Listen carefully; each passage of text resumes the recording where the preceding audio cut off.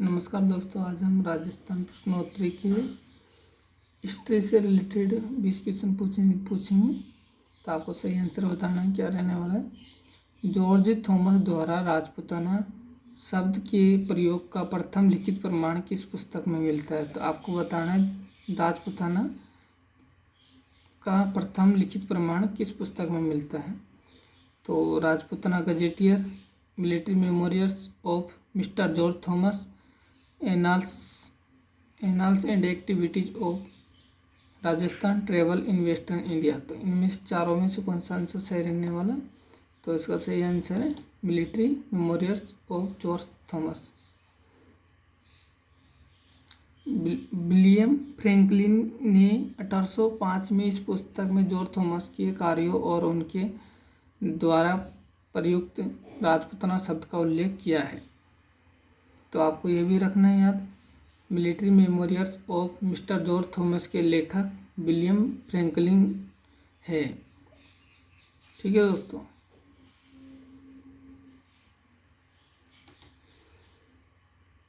Colonel James Tod ने किस पर्वत चोटी को संतों का शिखर कहा है। बहुत इजी क्वेश्चन है, फिर भी बताइए।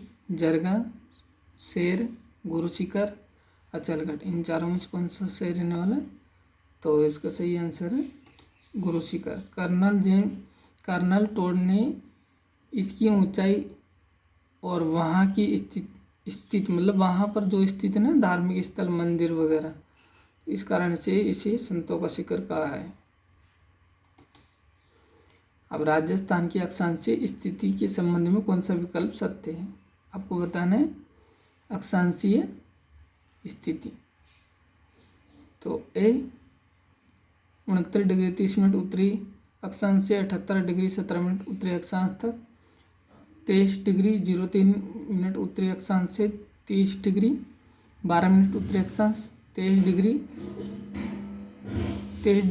3 मिनट दक्षिणी अक्षांश से 30 डिग्री 12 मिनट दक्षिणी अक्षांश। तो आपको बताना है 23 डिग्री 30 मिनट से उत्तरी अक्षांश से 30 डिग्री उत्तरी अक्षांश तक। तो इनमें से आपको बताना सही आंसर क्या रहने वाला है।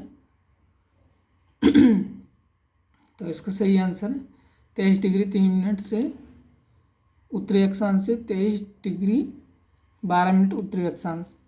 राजस्थान पूर्णतः है उत्तरी गोलार्ध में। आपको याद रखना है राजस्थान पूर्णतः कौन से गोलार्ध में, उत्तरी गोलार्ध में, और इसकी अक्षांशीय स्थिति इन्हीं बिंदुओं के मध्य विस्तृत होगी, यानी कि उत्तरी अक्षांश के अंदर ही आएगी। ये देखो दक्षिण में दिखा रहा है ना, ये दक्षिण में नहीं आएगी। और 23 डिग्री 03 मिनट आना चाहिए, 30 नहीं। ठीक है। प्राचीन ग्रंथों में किस में अरावली पर्वतमाला को परिपत्र कहा गया है। मतलब अरावली को है ना परिपत्र किस ग्रंथ में मिलते हैं अपने। तो महाभारत, विष्णु पुराण, रामायण, ऋग्वेद। तो आपको सोच समझ के जवाब देना है क्या रहने वाला है। तो इसका सही आंसर है विष्णु पुराण। विष्णु पुराण में अरावली को परिपत्र नाम से संबंधित किया गया है। ठीक है दोस्तों, परिपत्र यानी अरावली। और इसी मतलब कौन से ग्रंथ में, प्राचीन ग्रंथ कौन सा है, विष्णु पुराण में। कोपेन के जलवायु वर्गीकरण के अनुसार राजस्थान का सर्वाधिक क्षेत्र किस जलवायु प्रदेश के अंतर्गत आता है। तो आपको बताना है कोपेन का जो जलवायु वर्गीकरण है, मतलब राजस्थान की जलवायु यानी प्रदेश कौन, मतलब सर्वाधिक कौन सा क्षेत्र है, मतलब ये बताना है आपको। BSHW, CWG, AW, BWHW। तो आपको बताना है दोस्तों क्या रहने वाला है। तो इसका आंसर है BWHW, अर्ध शुष्क जलवायु स्टेप, यानी राजस्थान के सबसे बड़े भूभाग पर विस्तृत है। तो इसकी लंबी चर्चा के लिए आप कमेंट में बोल सकते हो।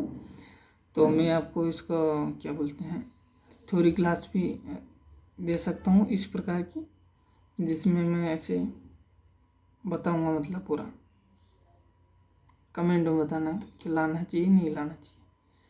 राजस्थान की किस राजस्थान की किस झील के उत्तरी किनारे को नौचों की पाल कहा जाता है?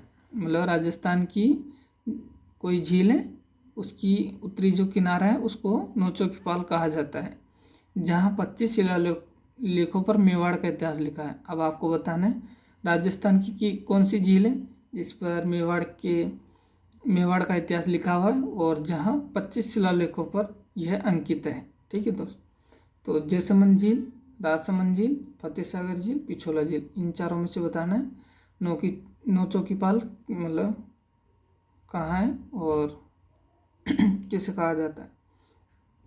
तो ये जैसमंद, राजसमंद, फतेहसागर और पिछोला, इन चारों में से है राजसमंद झील। महाराणा राज सिंह द्वारा निर्मित इस झील के किनारे राज प्रशस्ति उत्कीर्ण है जिसे नौचों की पाल कहा जाता है। ठीक है,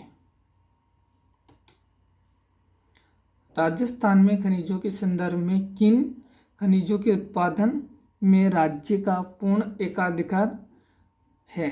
तो आपको बताना है जो राजस्थान में 100% उत्पादन में एकाधिकार रखते हैं। ठीक है, तांबा और लोहा, सीसा, जस्ता, बोलेस्टोनाइट और जेस्पर, जिप्सम, कोयला, अब्रक, पन्ना। तो इन चारों में से क्या रहने वाला है?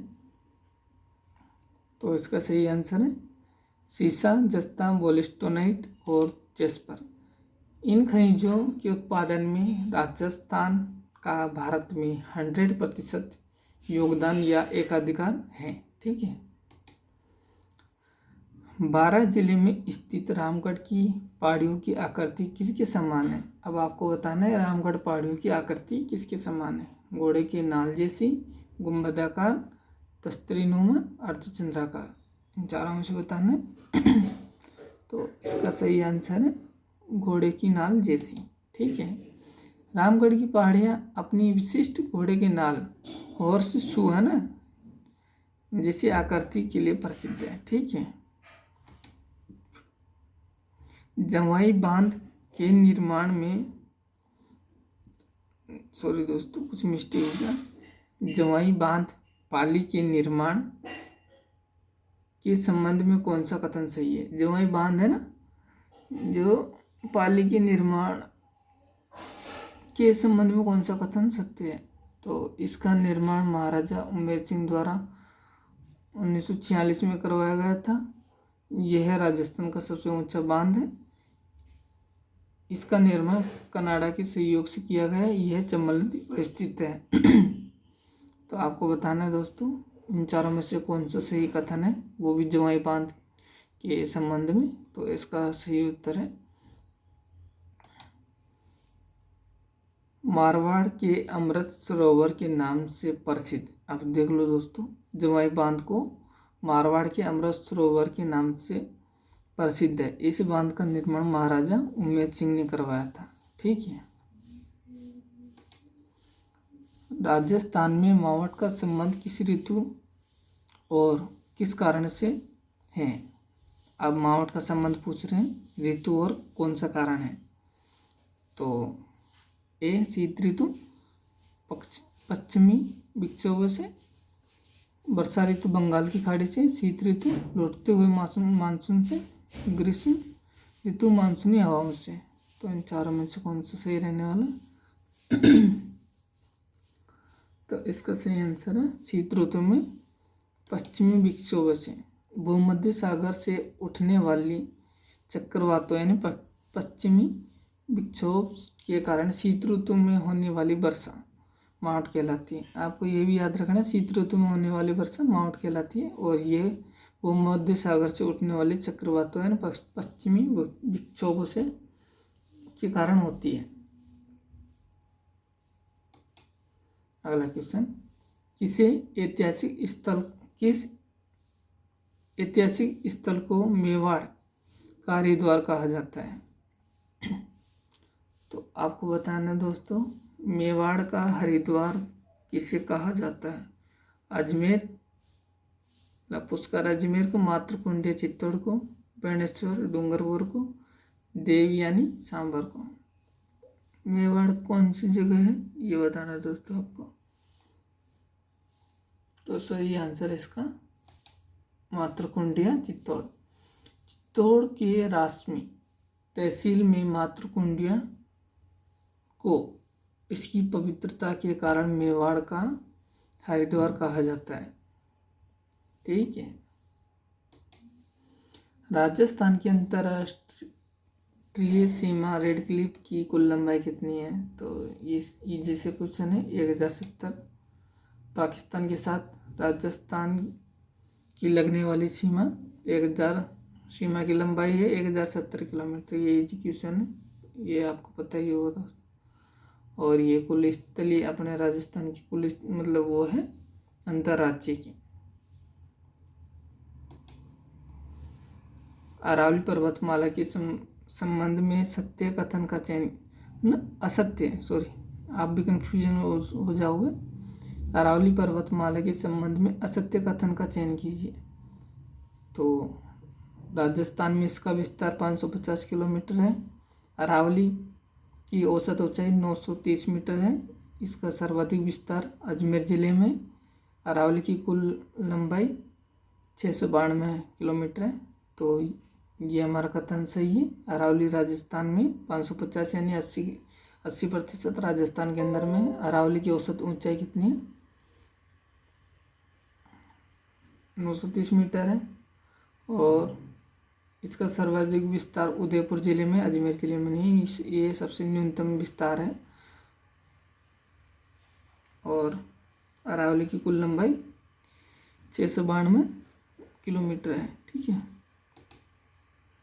देखो यह सत्य है, अरावली का सर्वाधिक विस्तार उदयपुर में है, जबकि अजमेर में इसका न्यूनतम विस्तार है। ठीक है। मेवाड़ के किस शासक ने पिछोला झील के किनारे जग निवास महल का निर्माण करवाया था? तो दोस्तों इसमें कंफ्यूज मत होना। महाराणा जगत सिंह प्रथम, महाराणा फतेह सिंह, महाराणा जगत सिंह द्वितीय, महाराणा उदय सिंह। तो आपको बताना दोस्तों, तो महाराणा जगत सिंह प्रथम ने जग मंदिर का निर्माण करवाया था, जग निवास महल का नहीं करवाया था दोस्तों।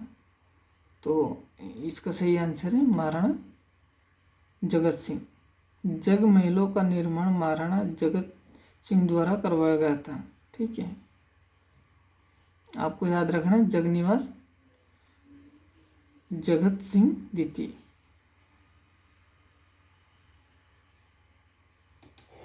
आगे राजस्थान राज्य का प्रथम राष्ट्रीय उद्यान कौन सा है और इसे यह दर्जा कब प्राप्त हुआ था?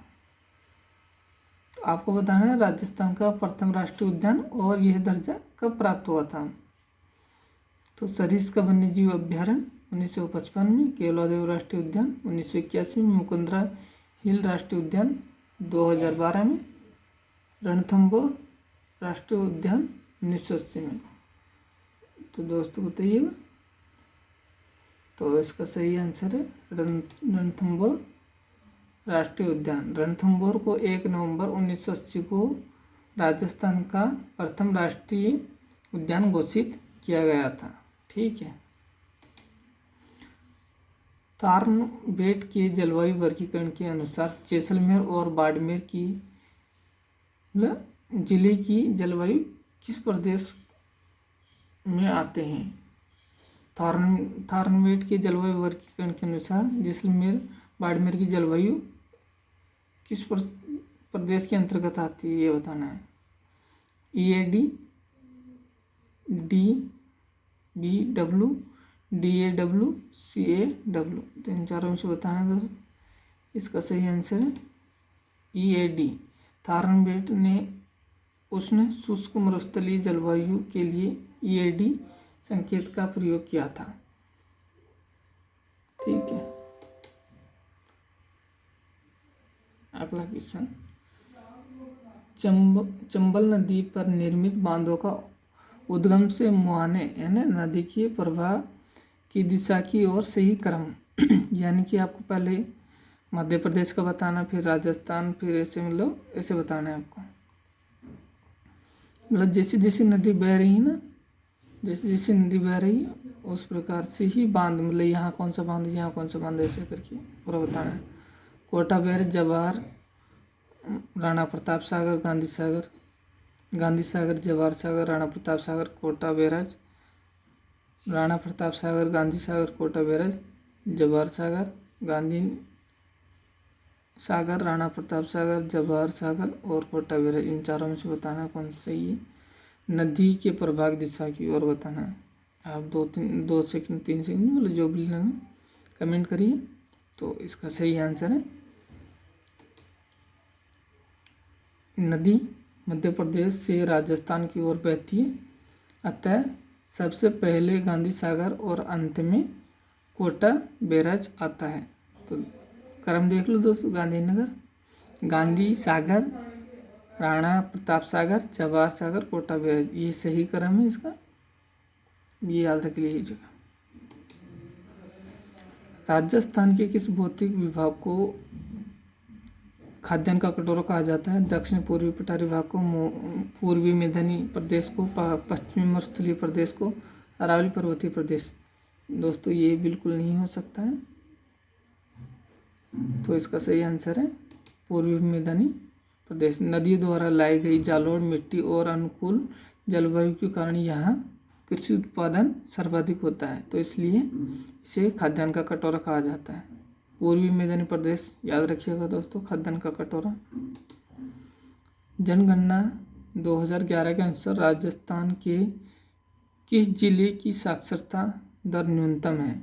तो आपको बताना है साक्षरता दर न्यूनतम है बाड़मेर, सिरोही, जालोर, प्रतापगढ़। तो इन चारों में से कौन सा आंसर सही रहने वाला है? तो इसका सही आंसर है जालोर। 2011 की जनगणना के अनुसार जालोर की कुल साक्षरता दर 54.9% राज्य में सबसे कम है। राजस्थान में वनस्पति घी का पहला कारखाना कहाँ और कब खोला गया था? तो आपको बताना है वनस्पति घी का पहला कारखाना कहाँ और कब खोला गया था। जयपुर 1953 को, कोटा 1970 को, कोटा 1970, चित्तौड़ 1932, भीलवाड़ा 1964 को। तो इन चारों में से बताना है, तो इसका सही आंसर है भीलवाड़ा 1964। राजस्थान में वनस्पति घी उद्योग की शुरुआत 1964 में भीलवाड़ा जिले से हुई थी। ठीक है, अब हम देखते हैं हमारे कितने क्वेश्चन ठीक हुए हैं।